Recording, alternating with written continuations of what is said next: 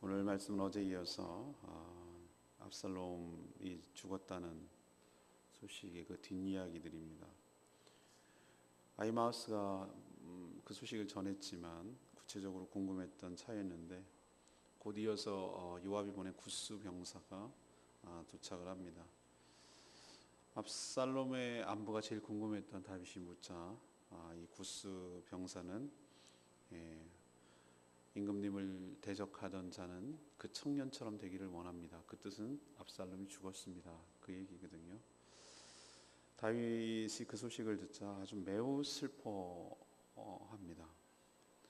전쟁에서 승리했음에도 다윗이 슬퍼한다는 얘기를 듣고 백성들이 마치 폐잔병처럼 돌아와야만 하는 그런 상황이 되어버렸습니다. 요압은 이런 상황에 대해서 도저히 가만히 있을 수가 없어서 다윗에게 갑니다. 찾아가서 임금님, 개인적인 슬픔 때문에 이러신 건 이해는 되지만 임금님과 모든 처자들을 위해서 목숨을 걸고 싸운 병사들과 지휘관들은 도대체 그럼 뭐가 되는 겁니까? 지금 당장 돌아온 백성들을 위로하지 않으면 임금님이 지금까지 경험하지 못했던 큰 인생의 위기가 찾아올 것입니다. 라고 직언을 하는 것이죠. 직언을.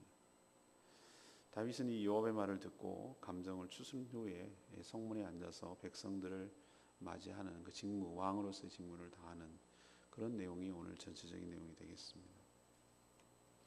오늘 첫 번째로 우리에게 주시는 교훈은 이겁니다. 31절에서부터 33절까지 말씀인데 이 바르게 할 기회를 놓치면 뼈아프게 후회한다는 것을 우리에게 너무나 잘 보여줍니다. 이 구스 출신 병사는 요압의 명령에 따라서 자신이 보고 들은 것을 가감없이 그대로 다윗에게 전달을 했죠. 다윗의 가장 궁금한 것은 무엇이죠? 압살롬의 안부였습니다. 근데 압살롬의 안부를 묻는 그 다윗에게 구스 병사는 왕의 원수와 대적하는 자들이 그 청년 곧 압살롬처럼 되기를 원합니다 라고 얘기했어요. 그러면 그렇게 죽기를 원합니다 라고 얘기하는 것이죠. 그 구스 청년은 정확하게 얘기를 했어요. 압살롬을 다윗의 원수이자 다윗의 대적자라고 그렇게 규정을 한 것이죠. 이 사실이 참 맞습니다. 맞는 얘기예요. 다윗의 원수이고 다윗의 대적자잖아요. 반란을 일으켜서. 하지만 이 소식을 들은 다윗은요, 성문 아래에 있었다고 그랬죠. 그 사이에. 성문이 이제 위로 올라가는 거예요. 올라가면서 통곡을 하면서 마음이 너무 아파서 통곡을 하는 거예요. 아들의 이름을 몇 차례 부르는지 몰라요. 압살롬아, 내 아들 압살롬아, 압살롬아. 압살롬 그러니까 말도 좀 이상해요, 그죠? 우리도 뭐 할 놈 그럴 때 압살롬 그러잖아요. 이름도 잘 지은 것 같아요. 지금 생각하니까. 근데 너무 막 그렇게 하니까 옆에 있는 사람이 너무 민망한 거예요. 차라리 내가 대신 죽었으면 좋았을 것을. 저는 그런 경험이 없어서 그런지 몰라도 가장 가슴 아픈 것이 자식을 앞세우는 거라 하대요. 자식을 앞세우는 거. 세월호 사건서 보면 알지만 새끼를 잃은 그 부모의 심정은 짐승도 마찬가지고 사람도 마찬가지고 그 나머지 사는 삶은 사는 게 아니에요. 너무나 막 자기의 삶이 송두리째 날아가는 것 같은 그 통 안에 아픔이 있는 것이죠. 이 다윗의 이런 점이 어떤 면에서는 참 인간적이고 좋은 면 같아요. 아버지의 마음이구나. 이때는 진짜 아버지구나 라는 생각이 들어요. 그런데 말이죠, 이 다윗의 탄식, 울음, 이것이 단순히 아들이 죽어서 슬퍼서 그렇게 우는 것일까라는 생각을 제가 한번 해본 거예요. 근데 말은 내 아들 압살롬아, 압살롬아 이렇게 말을 하지만 이 지경이 된 거, 아들이 반란을 일으키고 내가 쫓기고 또 싸워서 저렇게 죽일 수밖에 없는 이 지경이, 이 사태가 벌어진 것은 자신의 잘못이 너무나 컸기 때문에 자신의 인생을 돌아보면서 탄식하며 후회하며 안타까워하는 마음이 그 마음 가운데 들어있는 거예요. 단순히 제가 보기에는 아들이 죽어서 그런 것 같지는 않아요.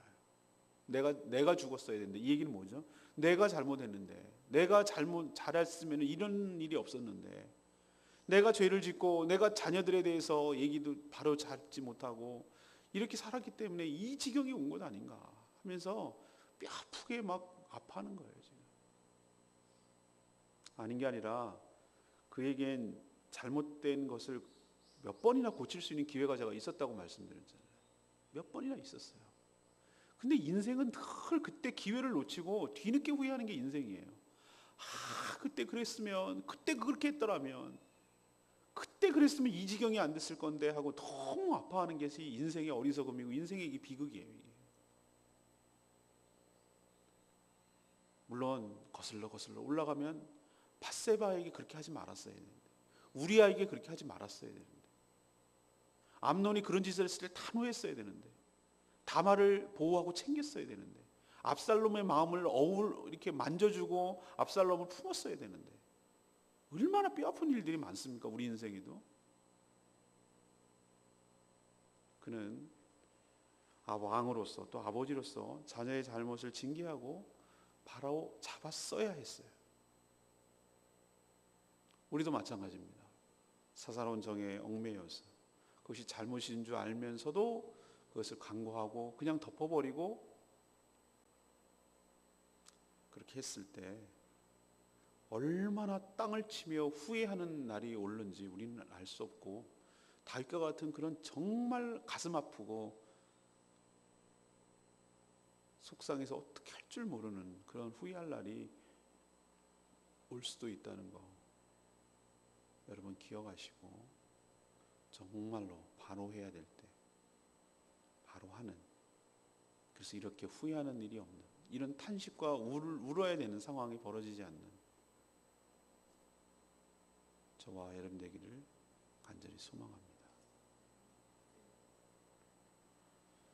두 번째 얘기는 1절에서 4절까지 말씀이에요. 그리고 공사를 구분하지 못하면 또 위기가 온다는 겁니다.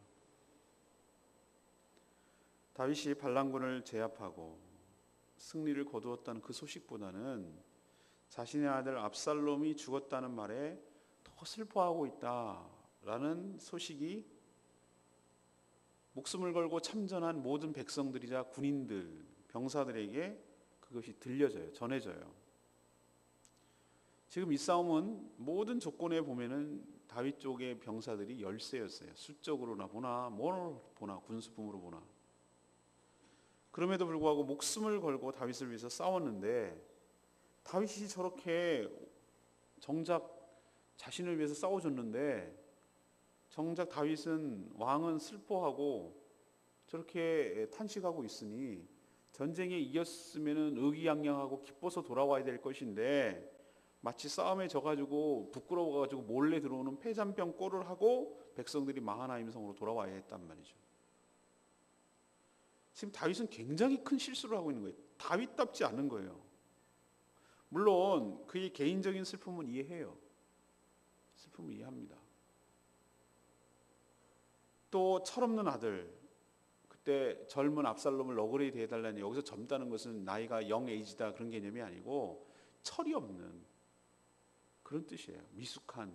아니 무슨 애가 내심이면 철이 없는 게 뭐 없어요. 그렇잖아요. 아들이 셋 있었고 딸도 있었잖아요. 압살롬이 이미. 뭘 철이 없어? 철이 없는 게 아니라, 그러니까 나이가 어린 것이 아니라 애가 생각이 없다 이거지. 개념이 없는, 뭐 요즘 우리로 치면은 그런 아들 너그럽게 받아오라고 부탁까지 했는데, 결국은 잔인하게 죽인 요압 그리고 그의 군사들에게 좀 서운할 수도 있어요, 개인적으로 보면. 그러나 이것은 그렇게 개인적인 사사로운 정에 이끌 문제가 아니에요. 이건 내전이에요. 왕권을 두고 누가 왕으로 통치할 것이냐를 놓고 싸워야 되는, 내가 죽지 않으면 저기 죽지 않으면 내가 죽어야 되는, 이거는 왕권을 다투는 내전이란 말이에요. 압살롬이 죽지 않으면 누가 죽어야 돼요? 다윗과 그를 따르는 모든 자들이 다 죽어야 되는 상황이에요, 지금. 여러분 기억나시죠? 후세가 뭐라고 제안을 했습니까? 압살롬이 후세의 전략을 지금 따라서 하는 건데, 임금님, 맨 처음에 아히도벨은 뭐라고 그랬죠? 다윗만 제거합시다. 그럼 나머지 백성들은 돌아옵니다. 그게 맞아요. 근데 후세는 뭐라고 그랬어요? 힘을 모으고 대군을 끌고 가서 저기 다윗을 따르는 자들까지 싹 다 없앱시다. 그래야 화근이 없습니다. 라고 얘기한 전략에 따라서 지금 진행되는 거죠. 만약에 압살롬 쪽이 승리했으면 어떻게 됩니까? 군사들만 죽습니까? 아니에요. 군사들도 죽고 다윗도 죽고 다윗의 가족들도 다 죽고 싹 다 죽는 전쟁이에요. 지금 이게. 살려둘 수가 없죠. 압살롬 입장에서는. 어떻게 살려두겠어요?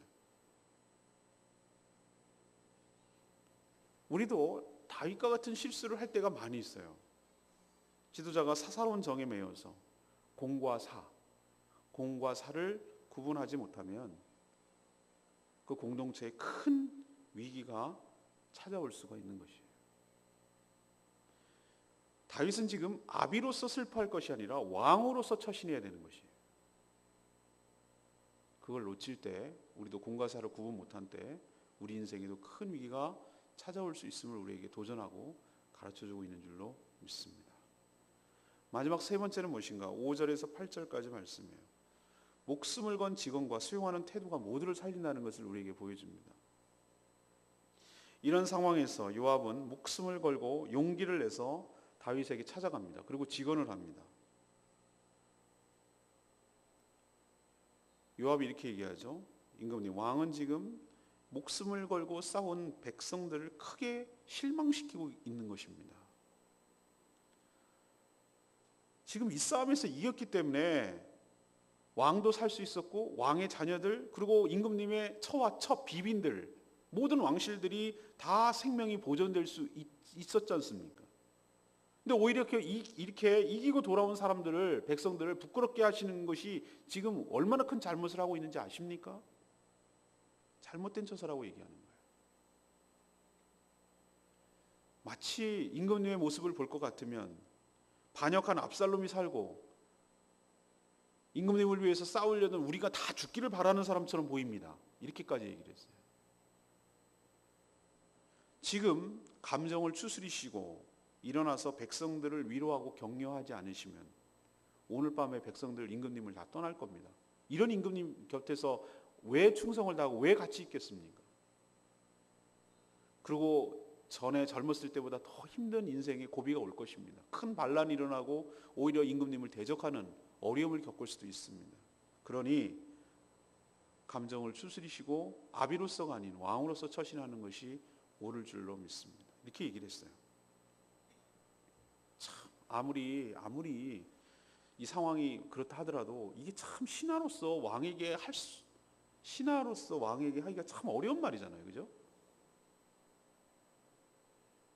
그렇지만 왕과 나라를 살리기 위해서 용기를 낸 것이죠. 이 얘기는 누구도 얘기할 수가 없으니까. 요압 정도 돼야 얘기를 할 수 있으니까.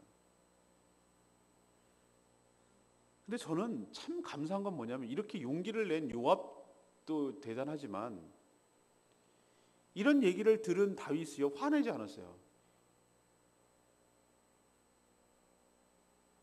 야, 네가 내 아들 죽여놓고 뭐 이런 식으로 얘기하지 않았어요. 듣고 뭐라고 얘기냐면은 바로 일어나서 성문으로 나가 앉습니다. 성문에 나가 앉는다는 얘기는 우리도 저기 중국이나 북한에서 맨날 하는 거 있잖아요. 여기 영광이 있으라 맨날 김정이라고 그런 것처럼 국가 원수로서 그 군대를 도열하고 사열하고 열병식을 할 때 그때 하는 포즈예요. 이게 공식 업무란 뜻이에요.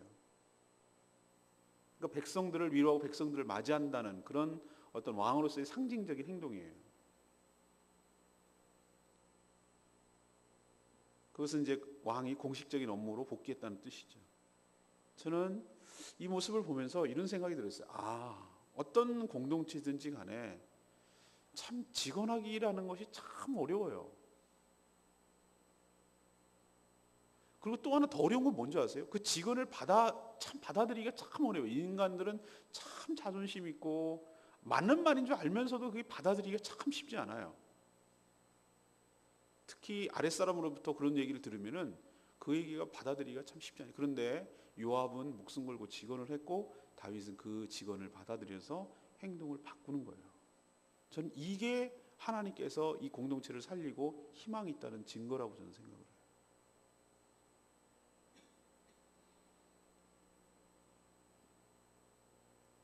저는 노예 같은 데 가면 물론 이제 점점 제가 이제는 중간쯤 되는 것 같아요. 처음에 제가 여기 왔을 때는 막내지 막내.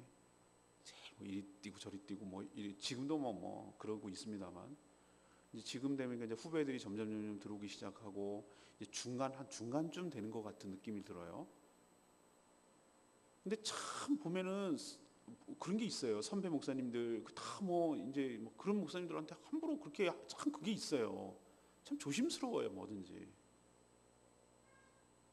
근데 저는 이렇게 봐서 이건 아닌데 이건 아무리 봐도 신앙과 양심과 말씀과 기도를 해보고 이건 아니란 말이에요. 이건 아닌데. 근데 참 그 말하기가 껄끄럽잖아요. 그걸 또 어떻게 받아들일지도 모르는 거고.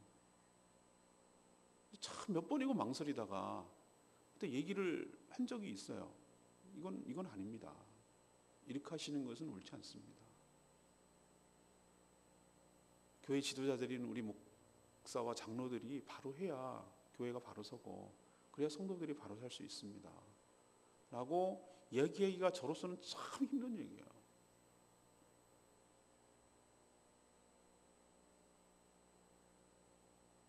근데 저는 했어요. 왜?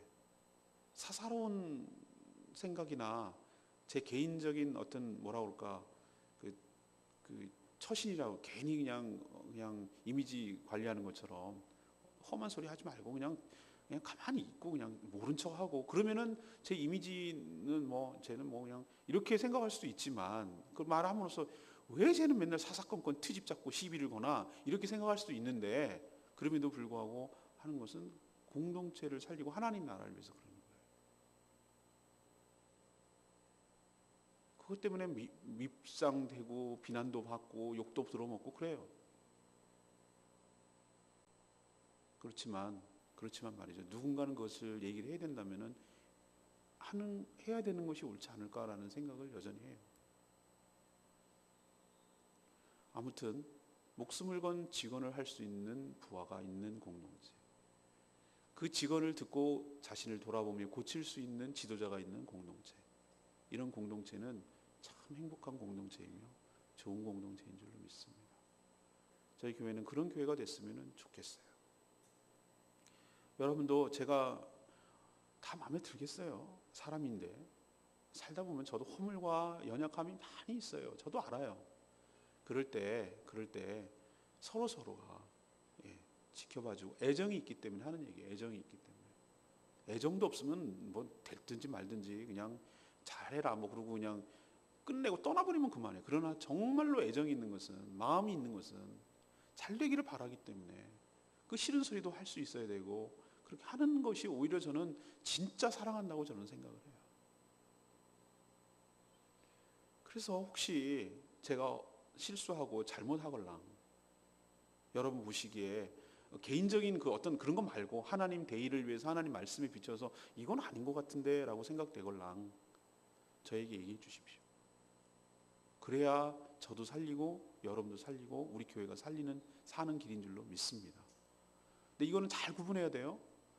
내 개인적인 어떤 서운함과 이런 것이 뜻이 아니라 정말로 하나님의 나라와 그의 의를 위해서 살릴 길이라면 어떻게 되는 것인지 맞는 것인지를 얘기해 줄 수 있는 그런 공동체가 건강한 교회고, 그런 공동체가 희망이 있는 교회예요. 저는 오늘 8절 말씀이 레마의 말씀으로 다가왔어요.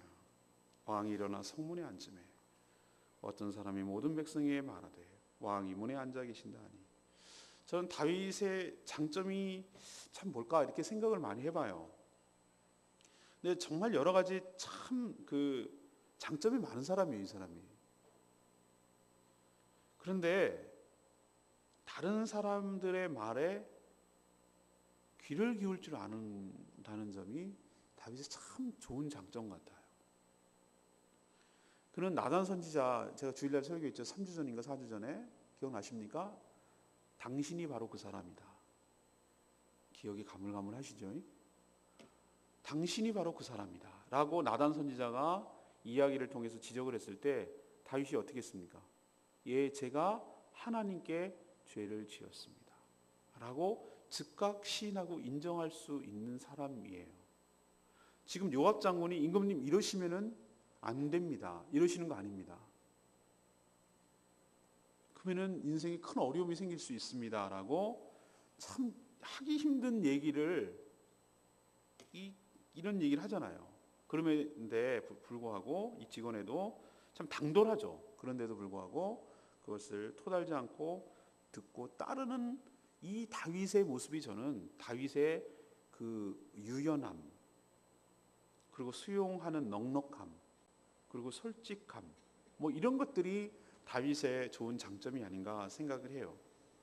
나단 선지자의 서슬퍼런 지적에도 즉각 시인하고 회개하는 것도 다윗의 장점이지만 이 요압 장군의 이런 얘기도 들을 수 있는 그런 여유, 그런 유연함, 그런 수용적인 태도, 이런 것도 저는 그의 장점이라고 생각해요. 여러분, 권위와 권위주의는 비슷한 것 같지만 전혀 다릅니다. 권위주의는 그 위치와 직분을 이용해서 사람을 굴복시키려는 것이고, 권위는 상대를 위하는 마음에서 자기의 위치와 신분을 잘 지켜내기 위해서 자신의 하나님이 부여하는 것들을 잘 행사하는 것을 권위라고 해요. 근데 권위주의는 그런 선한 영향력도 그런 모습도 없는데 그냥 그 직분만 붙들고 앉아서 그것 가지고 뭐라 하는 걸 권위주의라고 해요. 다윗은 제 생각에는 권위는 있고 권위주의는 아니었던 것 같아요. 만약에 권위주의가 있으면 니까짓 게 뭔데 이렇게 나오는 사람이 권위주의예요. 저는 이거 보면서 저도 어떤 면에서 지도자잖아요. 그러니까 다윗을 보면서 전 도전받고 배우는 거예요. 어떻게 애들이 처신하는 게 맞는가, 어떻게 하는 것이 잘하는 것인가, 이런 식으로 많이 배워요. 성경은 우리 삶의 지침이고 지혜이며 생명인 줄로 믿습니다. 오늘 세 가지 말씀드렸어요. 다윗 우는 거 보시죠? 압살롬아, 압살롬아, 내 아들 압살롬아, 차라리 내가 너를 대신하여 죽었더라면. 그런 얘기를 몇 번 얘기해요. 울고불고 하는 거를. 그러게 왜 그렇게 땅을 치고 후회할 일을 미리미리 알았더라면 미리미리 조치를 할 걸. 우리 인생도 그때그때 바로 잡지 않고 바로 행하지 않으면 이렇게 땅을 치면서 후회할 날이 온다는 것을 우리에게 가르쳐 주는 거예요. 진작 아들을 징계를 하고 했으면 살릴 수 있었는데 결국은 자신이 죽인 거라고 생각이 되니까 마음이 막 통탄이 되고 슬픈 거예요. 그러니까 그렇게 나오는 거예요.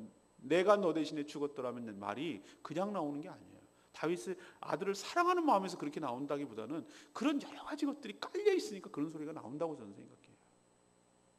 우리도 우리의 허물과 죄 때문에 그 바로잡을 수 있는 기회가 얼마든지 있었는데 그렇지 못하기 때문에 이렇게 땅을 치고 후회하는 일이 안 생기도록 잘하는 저와 여러분 되기를 소망합니다. 두 번째 얘기는 뭡니까?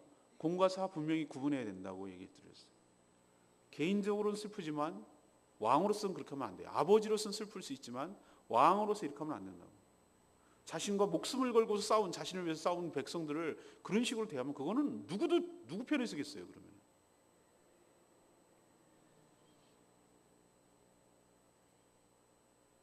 사사로운 정에 이끌리지 말고 공과 사를 구분해서 잘 처신하기를 바라는 것, 이것이 하나님께서 우리에게 가르쳐주고, 또 하나는 뭐죠? 목숨을 건 직원, 그것을 수용하는 태도. 이런 공동체가 건강한 공동체이고 희망이 있고 무언가 살리는 공동체, 바로 갈 수 있는 공동체라는 사실을 우리에게 도전 주고 있습니다.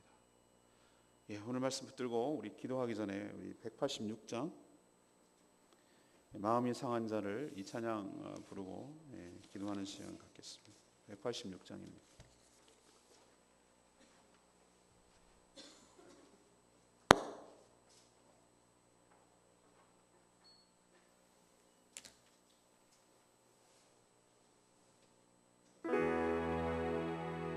마음이 상한 자를 고치시는 주님,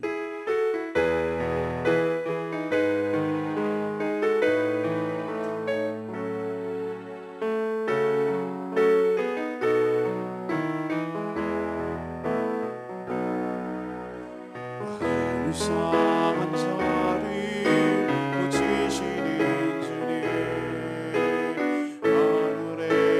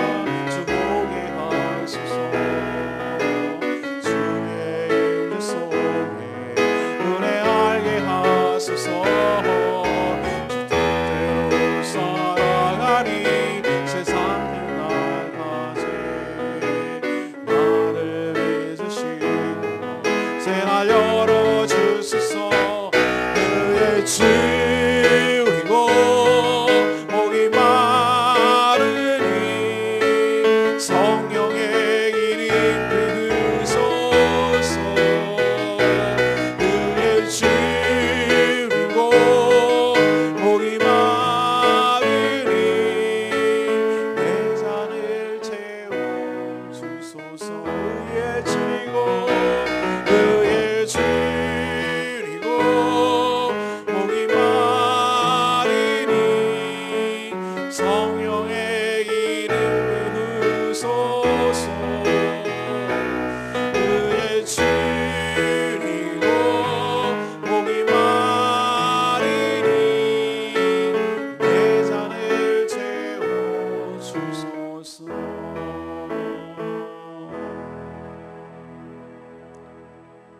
우리의 마음을 고칠 수 있는 분은 하나님이신 줄로 믿습니다. 우리도 다윗처럼 이렇게 후회할 일이 안 생겼으면 좋겠어요. 우리 인생에. 그러기 위해서 기회가 있을 때 바로 잡아야 되는 것이고, 하루하루 순간순간마다 바르게 행하는 것이 나중에 이런 어려움이 생기지 않는 길이라고 저는 생각이 듭니다. 또 잘못된 것에 잘못됐다고 말하고 바로 잡을 수 있는, 직언할 수 있는 것, 그것을 수용할 수 있는 태도, 이런 교회가 참 건강한 교회 공동체라고 저는 생각을 합니다. 이렇게 살아갈 수 있도록 하나님과 다 같이 통성으로 주여 외치며 기도하겠습니다. 주여 아버지,